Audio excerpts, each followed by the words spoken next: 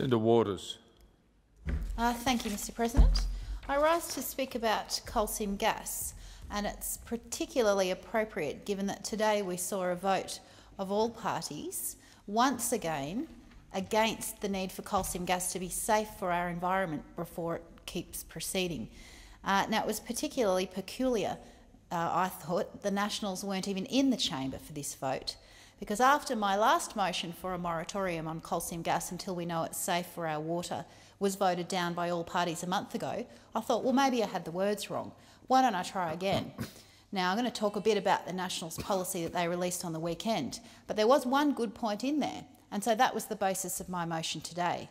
And yet, here they were, it was their own policy, it was the chance for them to vote for it, and they didn't even bother to put their bums on the seats in the chamber. Now, they all came in about 5 seconds later, which was very telling, I thought, and I just found it incredibly disappointing that clearly this policy, which has only lasted 72 hours, has already been abandoned. Now, was it the Liberals that caused them to squash this policy? Did they wimp out on standing up to the Libs? Or are they really just not that committed to the policy anyway? I think the folk of the bush, and in fact anyone who likes to eat Australian-produced food and who's worried about our water resources and our reef, would be incredibly disappointed at the stance that the Nationals took today and could rightly feel very ripped off that their representatives in fact aren't representing them at all. I wanted to talk a little bit more, Mr President, about some of the statements that the Leader of the Nationals, Mr Warren Truss, made the other day on Radio National, again about this issue of coal seam gas. And it seems that on the weekend the Nationals released a blueprint, which they also call a policy, but it's all of 1.5 pages long. And the blueprint has some points in it, and then it concludes with the reference to the fact that they will launch a discussion paper soon. So we have a blueprint, which is 1.5 pages, and we have a forthcoming discussion paper. And then we have today's vote, where they won't even back their own blueprint. So it's very curious, and one wonders what on earth the Nationals are thinking on this matter. There was one good point, in fact 2 good points in their policy, and that is that coal seam gas shouldn't proceed where it poses a significant impact to groundwater, and shouldn't proceed unless it's safe for the environment. And of course the other good point is the recognition that prime agricultural land is crucial. And yet we saw in this place the Nationals speak against both of my bills, which would in fact deliver on their own policy commitments. As the chamber would know, I have a bill to give landholders the right to say no to coal seam gas on their land, which they lack at the moment in all jurisdictions bar certain land tenure in WA. And my other bill is to give the federal government the power to regulate mining where it would have an impact on water.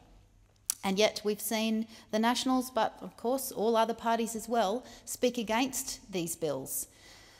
I fail to understand why that is, and clearly this chamber needs to be reminded of the importance of groundwater and our surface water systems on this driest inhabited continent on the planet, and the fact that we only have 4% good quality food producing land in this nation, and that we have a precious Great Barrier Reef, which anyone who saw Four Corners on Monday night would know is under threat from coal seam gas port development and the dredging that's entailed in that.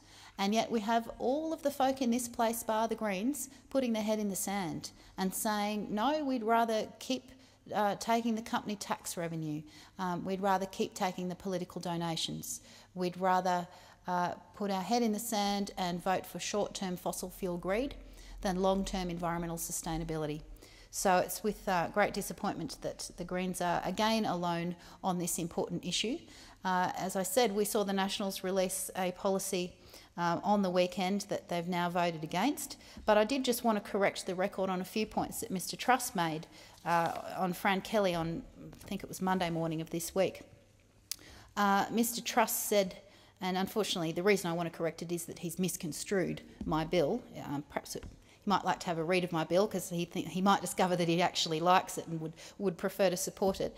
But he made the claims that both Mr Windsor's bill and by extension my bill, because the two are similar, although important in a different manner that I won't bore the chamber with at this point.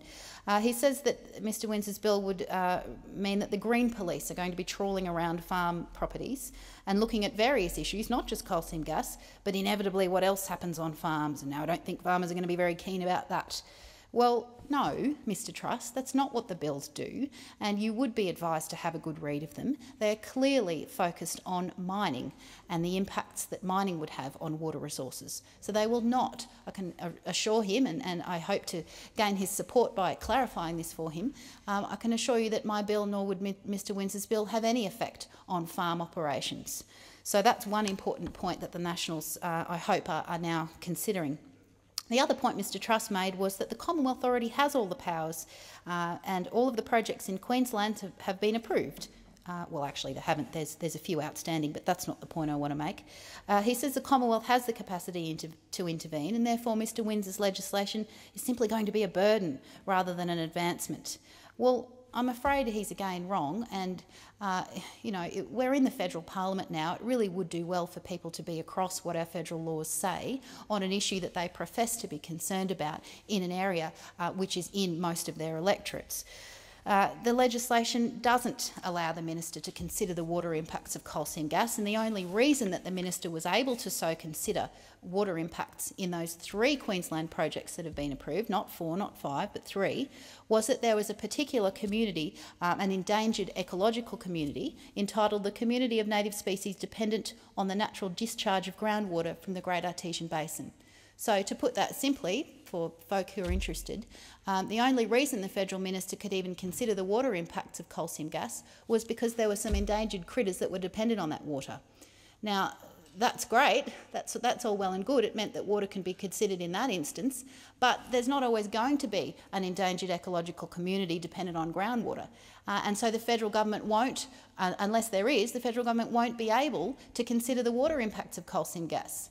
Now, when we've got folk like the National Water Commission and the CSIRO and many other expert hydrologists that I've spoken to, and many farmers and generally worried members of the community, when all of those folk are saying we simply don't know enough about our groundwater systems to know what's connected and what's not, that we can't be sure that punching a great big hole in them to get to coal seam gas isn't going to do some damage, then maybe we should press pause and do those studies to get that research and base our policies and our decisions on science. Is it such an outlandish notion that we should have science-based policies? And on this topic, whatever happened to the precautionary principle? It's actually enshrined in our law, and the federal minister isn't meant to make a decision where there's the threat of extreme damage to the environment and when there's any uncertainty surrounding that. Now, there is uncertainty surrounding the impacts of coal seam gas, and they primarily relate to water, so it's about time the federal minister was empowered to consider those water impacts. I think members of the Australian community would be flabbergasted that our environmental laws shudder the minister so much. They preclude him from considering what is the key concern with coal seam gas. Although, of course, another key concern is climate change, but I don't think I'll have time to address that for another night, Mr President. Now, in the Nationals' blueprint, they also said that federal leadership is demanded, and yet they then speak against my bill, speak against Tony Winds's bill, and they don't support giving the federal government the power to assess the water impacts of coal seam gas. So I'm a bit perplexed as to what federal leadership they're demanding if they refuse to support the amendments to the laws that would enable that federal leadership to be taken. So I'm a bit confused, and I suspect they're a bit confused too, Mr President.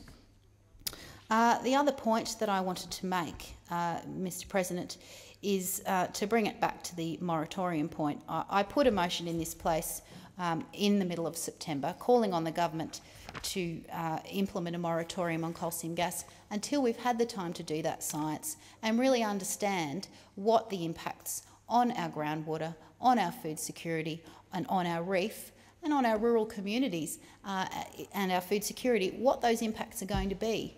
And when we have that understanding, then we need to have the conversation with the Australian community about whether that's the sort of future that we want. Now, it's just so incredibly premature that the industry has barrelled ahead. All the key approvals have been issued in Queensland already, ticked off by the federal minister, with a few more in the pipeline to come. And we've seen this just disastrous impact on the reef already from just 1.5 million cubic metres of dredging from Gladstone Harbour when 46 million has been approved. It is about time that this chamber concerned itself with coal seam gas, took an interest in the fact that our key advisory bodies are telling us we don't have enough information to know this industry is safe, and it's about time that all parties, including the Nationals, took the Australian community seriously enough to turn their minds to this issue and, frankly, to support the Greens' bills that will help fix up this mess. Thank you.